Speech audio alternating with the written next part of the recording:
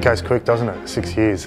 Every 6 years of an achievement that you never forget. I think every year that goes by, you always get reminders throughout the season. Someone posts something, but it's an achievement that, you know, it's hard to consider another Australian team achieving what we did. You know, each anniversary you get bombarded with, you know, footage of the final and all that, and I don't think there's been a year gone by where, you know, the goose pimples don't pop up and the hair on the back of your head starts standing up. It was an achievement that never ever be forgotten, and probably the one that I'm the most proud of being part of. It was a phenomenal day, phenomenal lead up to the way we achieved it, and it's a day that everyone that was involved, including the spectators, anyone at the club, it's a day that you'd never forget, and you know, I'm blessed to have been part of it.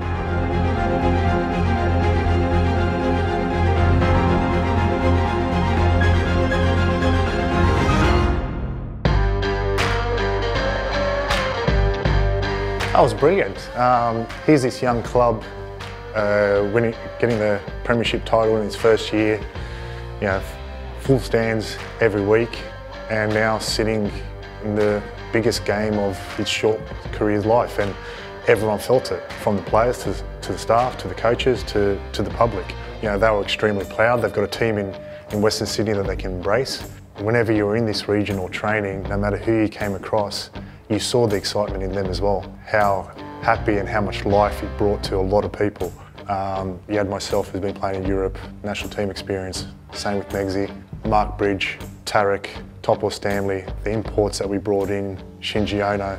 It was not a team of rejects. It was a fantastic team with a lot of heart, a lot of spirit, a lot of belief, and it was a team that wanted to knock the naysayers out of the park. A lot of people doubted us, a lot of people put us at the bottom of the table, and we were a team of players and coaching staff that believed that we could achieve something, and the respect for the badge, the respect for the area. There was something in that team in the first few years that you had to be part of to actually feel, and in front of the crowd that came in, week out. Yes, it had to grow. It's a new club. We probably started with 8,000. You know, the way we played, the results we started getting, and the way I think the Western Sydney public saw the team fight for the club and for the region, and the attitude we had on the field, I think that was part of it as well, to create full stadiums at, you know, the old Pertex Stadium. And it just lifted us as players as well. So it was kind of like the perfect storm for us to achieve something. Yeah, the best of the best.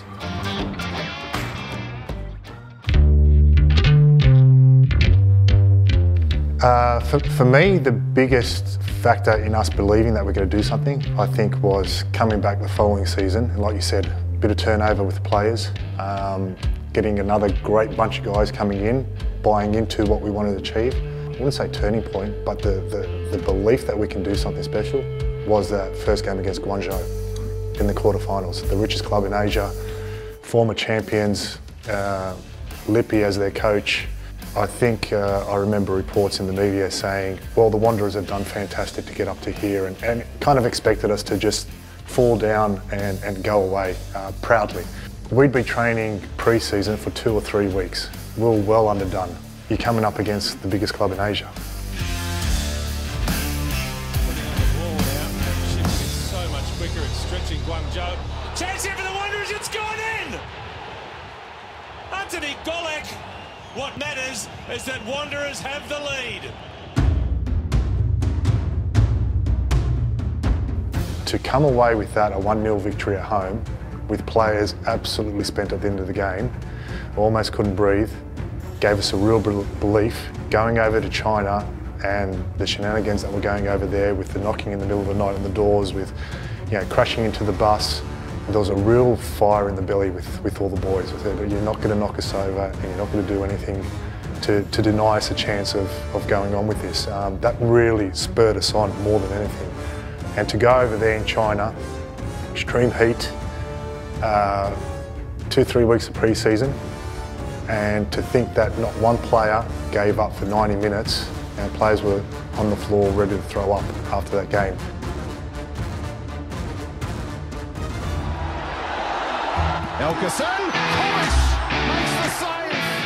saving that penalty probably gave us another boost of belief. Tommy Urich putting away a beautiful penalty. And to win that game, I think when we came across Seoul, the belief that we could do it was phenomenal. That game, I think, tipped us in favour of going, okay, if we've just beaten the biggest team in Asia with 2-week pre-season, we can do this.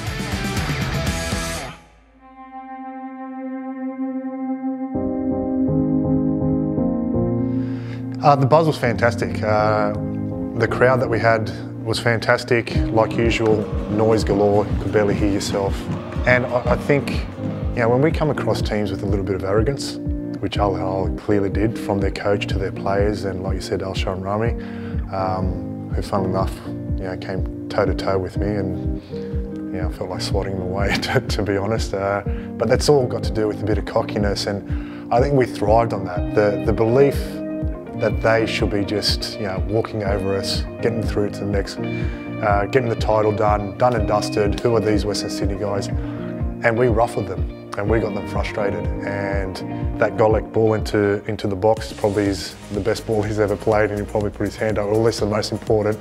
And a great little finish by Tommy Urich, and 1-0, it set us up in a really good position. So, we just played with all heart, fire, worked as hard as we could, like we had for the last year, and we got the result that we needed at home. Thiago Neves right into the wall, and there goes the full-time whistle. Job done so far. There's fist pumps from the Western Sydney Wanderers. They keep a clean sheet, and they take a lead to Rio.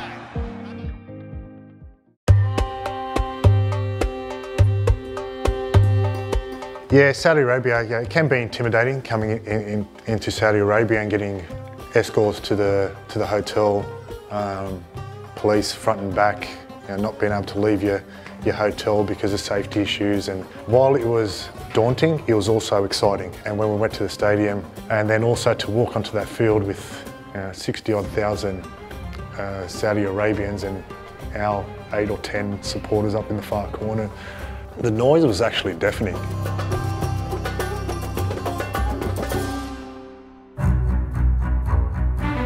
The atmosphere was there. It was there, but we knew we were going to be under the pump. And I must say that we defended with our lives. We didn't back down. I'll give them the credit that they outplayed us, but you don't win trophies by playing someone, you win them by getting the scoreline right. The lasers were annoying. I tried not to make it seem that way, and the last thing I wanted to was them get overexcited and constantly do audio files, which they were anyway, but I think the fact that I was trying to ignore it and just play on, if I look at my own performance, I kind of look at those 2 games as the highlight of my performances in my career. It just felt like everything I did was going to work. I was aggressive, I was confident.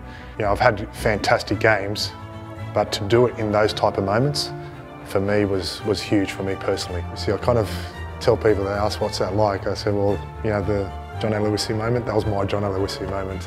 Everyone remembers that one. A lot of people remember what was done in the 86 minutes. That save, I don't think people realise in the background how much work we did on cutbacks with Ron Corey. And I think we worked on it on a weekly basis. There was always a cutback session in the week. When that came down the side and me at the near post,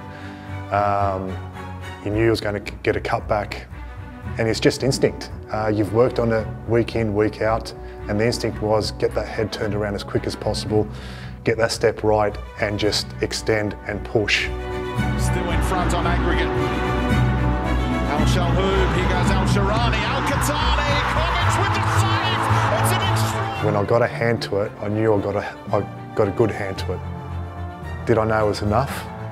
No, I did not, and I think in the video you can see me trying to crawl and Shannon Cole's coming over the top of me, and I'm going, why'd you step over the top of me? And like trying to crawl after it and seeing it skim that post and go out for a corner was the biggest satisfaction and relief I think I've ever felt. And I knew that was, they threw everything at us that game, and I think after that save it was almost, I think it depleted them. I think they thought, there's no way we're getting through. And I think that also encouraged the team, they're not scoring.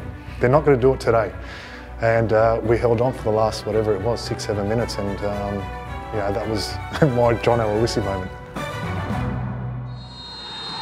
It's unbelievable scenes here. The miracle has happened. Yeah, it's a funny one that when you hear it so often that when you win a huge title, it takes a little bit of time to sit back and realise what you've achieved.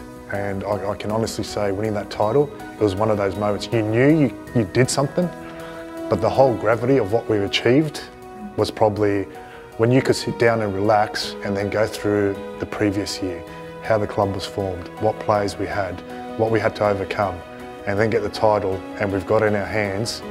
You really appreciate it, sometime afterwards. But after the whistle, I dropped to my knees. I knew it was huge. Everyone knew. We're all running around. 1,000,001 hugs, and got into that dressing room and absolutely over the moon with the trophy. So many people that wanted to be part of it, and even the away leg, to know how many people were up early in the morning in the centre of Parramatta, watching that game, living on the edge with us the whole way through, and then coming to the airport with that kind of fan base. It just made the best situation of a game that could possibly happen in my eyes. You look back and you realise what this club had achieved, and now you've got this facility here from what we had before and what we achieved. It's good to look back about from day one. We became a rock in the A-League, a big club. We've got to get back to that success. Wanderers, obviously the A-League team has signed Carl Robinson now. He can put a bit of flavour onto him because obviously everyone wants success, but I think Western Sydney Wanderers is a team that should demand success year in, year out. You can have a hiccup here or there, but bring back that culture of what it was in the first year, that fight, die for the club, do whatever you can, believe in the club, and hopefully that's brought back in on the pitch, both in the A-League, in the W League, and keep building up players through the youth league. Crookie's doing a fantastic job with the youth, and hopefully we can join that all together and get back to where we were in the first 3 years, because this club deserves it.